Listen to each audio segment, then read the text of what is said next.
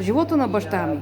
Живота на баща ми е, че 2 години е живял с майка ми и се е развил заради баба ми и заради неговите близки.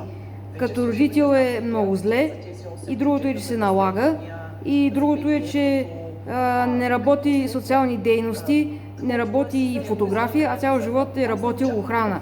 И другото е, че продава апартаменти и така си храни и курвите. Другото, което е, че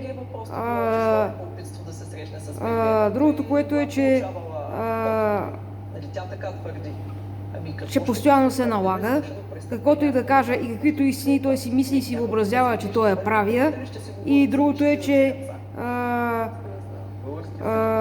за всичко пречат баба ми и баща ми. Те са едно голямо зло. По какъвто и път да мина, даже и по прав или по крив, те не се променят. Каквото и да искам и каквото и да не искам, казват: оправей се, оправей се.